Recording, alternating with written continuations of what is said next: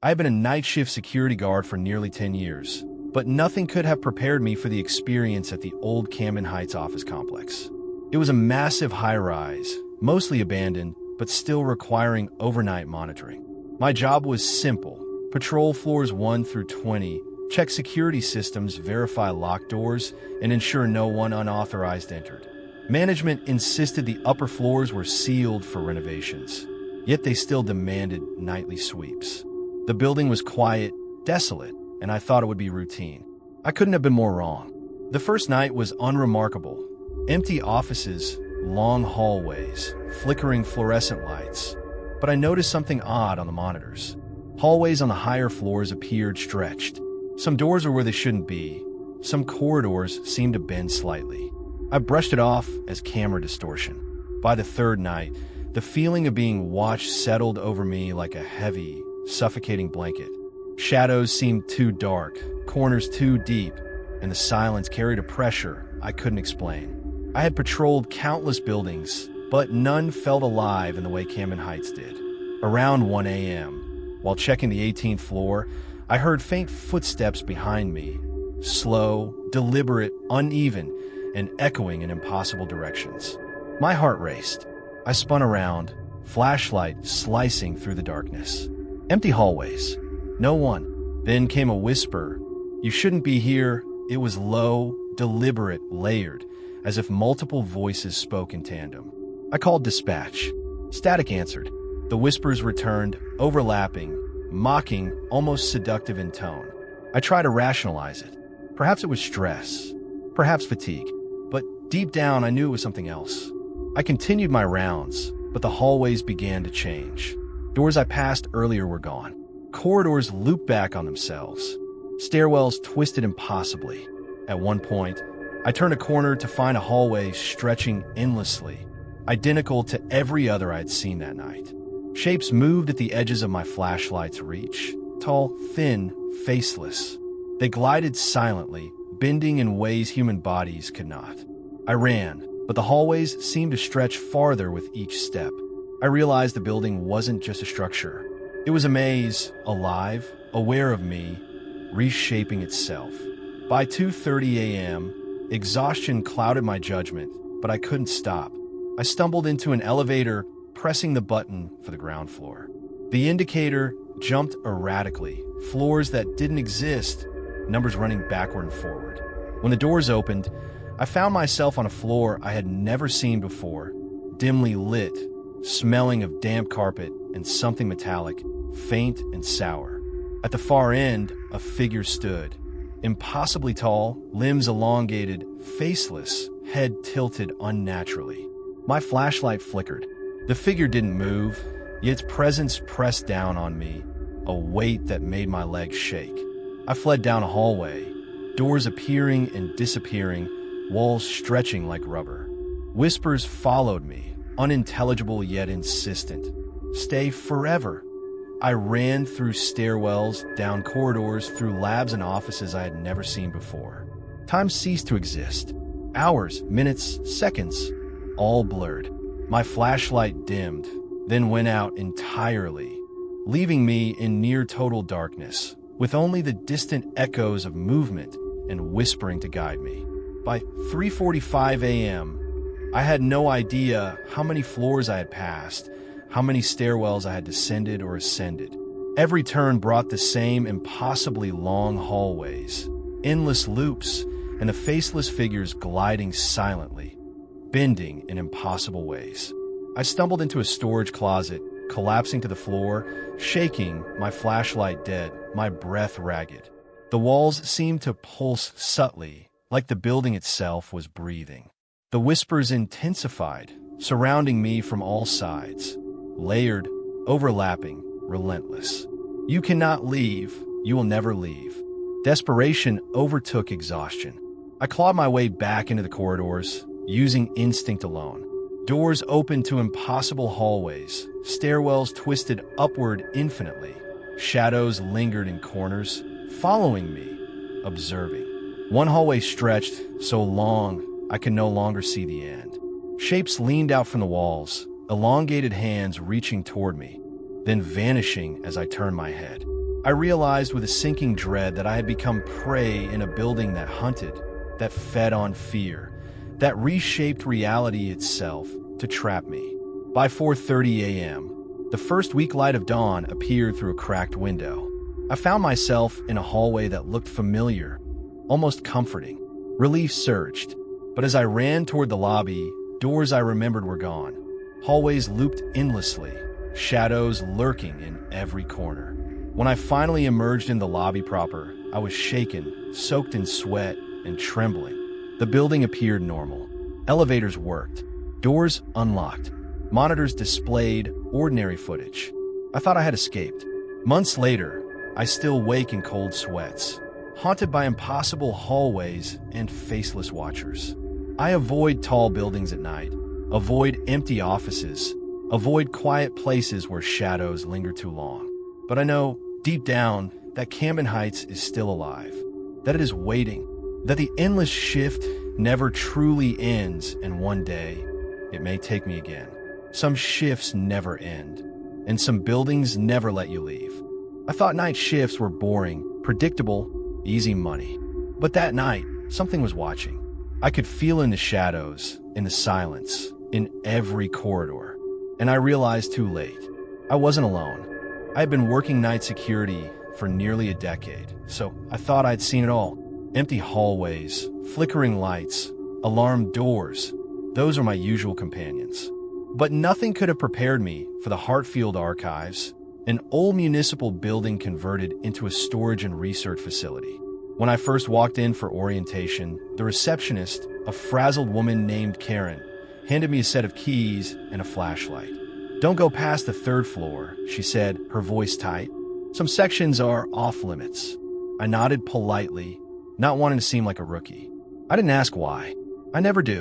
A job's a job, and the pay was better than anywhere else in the city for night shifts. The first night was uneventful. I made my rounds, checked doors, monitored cameras, and logged everything in the digital pad. Even the 3rd floor, though empty, felt harmless, silent, dimly lit, stacked with boxes and old research files.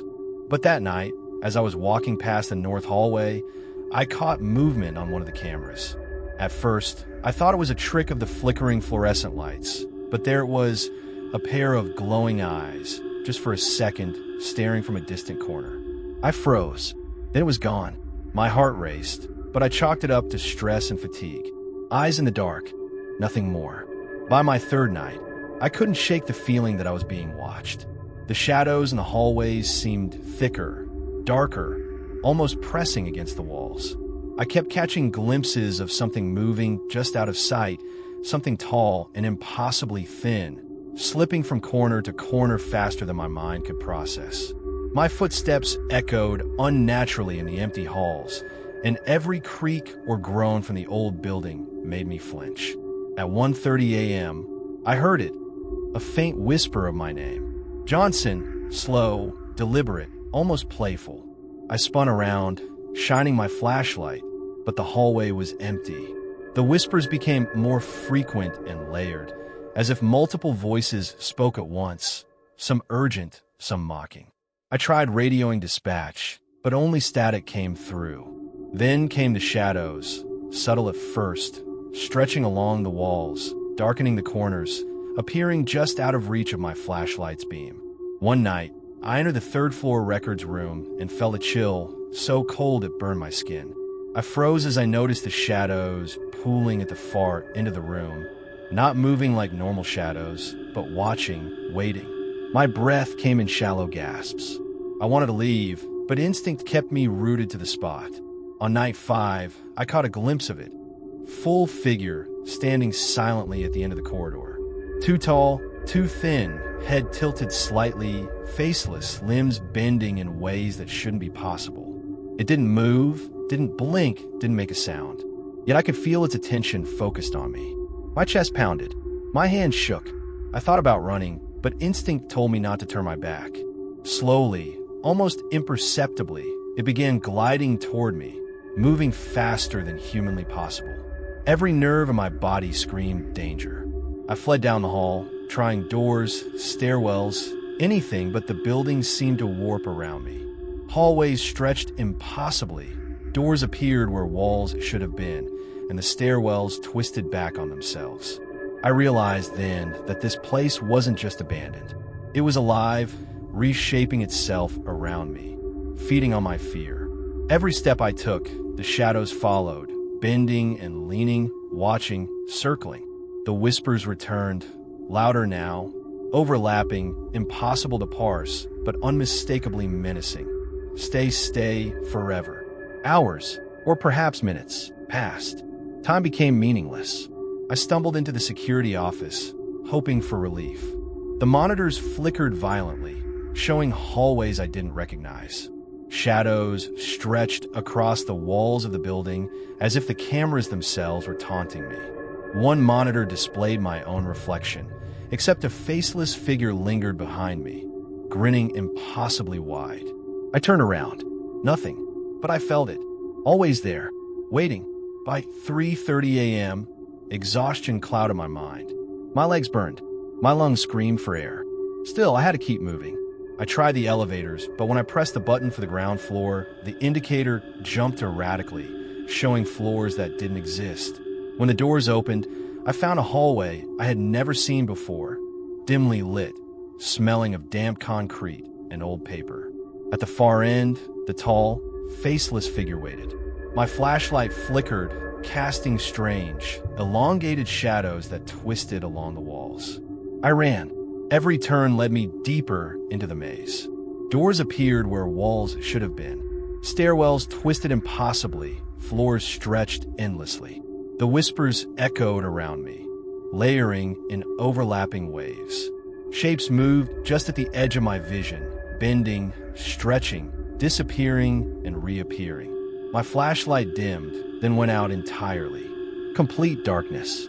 Only the sound of my own ragged breathing and the shifting, gliding shapes around me. By 4:45 a.m., desperation overtook fear. I found a small janitor's closet and hid inside, curling up on the floor, shivering. I could feel them outside, the tall, faceless watchers, leaning, bending, shifting. The walls themselves pulsed, subtly, like the building was breathing. I tried to block it out, cover my ears, and squeeze my eyes shut, but the whispers intensified, surrounding me from all directions. You cannot leave, stay, forever. Finally, dawn's weak light filtered through a small window. Summoning every ounce of courage, I opened the door. The hallway outside looked normal, familiar. I bolted toward the lobby. Doors unlocked. Elevators worked. Nothing seemed wrong. Relief washed over me, but I knew better. I could still feel their gaze, the weight of their attention. I left the building that morning and never returned. Months later, the memory lingers. Sometimes, when I walk past an empty building or glance at a hallway late at night, I swear I see corners bend slightly, shadows stretch unnaturally, and hear faint whispers of my name. Eyes in the dark never truly vanish. They follow, they wait, and one day they might catch me again. Some buildings are never empty, and some eyes never stop watching. I have been working night shifts at the abandoned Eastwood Research Facility for a little over 2 years, and I thought I knew what to expect. The building was mostly empty, broken glass scattered in offices, and peeling paint covering walls that had long since lost their luster. My job was simple: walk the floors, monitor the cameras, log activity, and ensure nothing unauthorized entered the facility. It was supposed to be monotonous, uneventful, until one night I realized that monotony could be terrifying. The first strange moment came around 1 a.m. I was making my rounds through the third floor, corridors I had walked countless times before. At first, I noticed it as a subtle distortion in my peripheral vision, a hallway that didn't look quite right, a corner bending slightly in a way that defied geometry. I shook my head, blaming fatigue. But when I passed that same hallway again minutes later, the bend was more pronounced, the walls curling unnaturally. I slowed my pace, flashlights scanning every corner. Shadows stretched along the walls, shifting independently of the lights. Then the whispers started. At first, faint, unintelligible murmurs that seemed carried on the drafty air. I froze. My pulse quickened. I held my breath. "Hello," I called softly. Silence. The murmurs faded, then grew again, layered, overlapping, impossible to decipher. They weren't coming from a single source. They were everywhere. The sound pressed against my ears and chest simultaneously, as if the building itself was speaking, taunting me. I tried to rationalize it. Old building acoustics, echoes, but my gut screamed that I was not alone.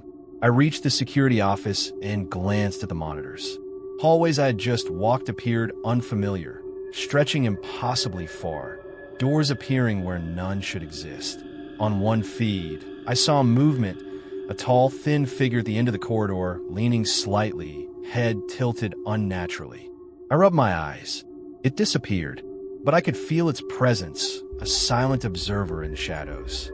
My flashlight shook as I picked it up and continued my rounds, trying to ignore the growing tension in the pit of my stomach. By 2:15 a.m., the corridors themselves began to betray me.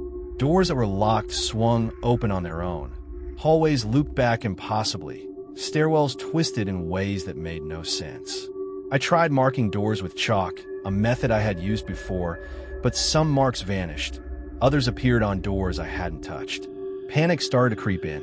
I realized the building was not merely abandoned. It was aware. It was shaping itself around me, warping the environment, playing a game I had no hope of winning. At 2:45 a.m., I heard it clearly, a voice calling my name. Not once, but over and over. Slow, deliberate, with a tone that mixed curiosity and malice. "Johnson. Johnson." I spun around, flashlight sweeping the hallway, but saw nothing. The whispers escalated, blending with the soft scraping of movement along the walls, like nails dragged over concrete. The shadows shifted, forming shapes that leaned, bent, glided along the edges of my vision. My legs trembled, but I pressed forward, knowing that stopping meant becoming part of whatever this building demanded. Around 3:30 a.m., I reached the stairwell. I hoped descending would lead me back to familiar floors. Instead, the stairs stretched infinitely, each landing appearing identical to the last. Shadows moved along the railings, figures taller than any human, limbs bending at impossible angles. I stumbled, tried to turn back, but the hallways behind me twisted and warped. Doors appeared where walls had been, hallways split into impossible junctions, and my sense of orientation disintegrated. I tried the elevator next, pressing the button for the first floor. The indicator jumped erratically, showing floors that didn't exist. The doors opened, revealing a hallway I didn't recognize, lit by flickering bulbs and the faint glow of something metallic at the far end. The tall, faceless figure appeared again, motionless as if studying me. I froze, unable to look away, heart hammering. My flashlight flickered violently. The walls seemed to stretch, pull apart, bending the hallway like rubber. Whispers surrounded me, incomprehensible but insistent. "Stay, stay." Hours, or maybe minutes, passed in that impossible, shifting environment. I stumbled into a lab, rows of empty tables and shelves, papers scattered across the floor. The shadows glided along the walls, twisting, bending, waiting. The whispers became voices I almost recognized, echoing memories, fears, even doubts. I could feel the figures pressing closer, shaping themselves from darkness, watching my every move. My flashlight dimmed, leaving me in near-complete blackness, relying on instinct alone to navigate the warped corridors. By 4:45 a.m., desperation overtook fear. I found a small janitor's closet and hid, curling up on the floor, shivering. The walls pulsed slightly, as if breathing, the symbols etched faintly along them glowing in the dark. Whispers surrounding me, layered, insistent, impossible to ignore. "You cannot leave, never leave." I held my head in my hands, rocking slightly, praying for the first light of dawn. When the weak light finally seeped through a cracked window, I opened the door cautiously. The hallway outside looked normal, familiar. Relief surged as I bolted toward the lobby. Doors were unlocked, elevators worked, monitors displayed familiar footage. For a moment, I believed I had escaped, but the shadows, the whispers, the bending corridors, I knew they were still there, patient, waiting for the next shift, for the next guard foolish enough to wander into the hallways that whisper. I quit security shortly after that night, changed jobs, moved to a new city, avoided empty office buildings at night. But sometimes, late at night, when I pass a long hallway or glance into an abandoned building, I swear I hear the whispers faintly, echoing just beyond the reach of my awareness. Corridors that whisper never truly stop, and the shadows never truly leave. Some corridors never end, and some voices never stop calling.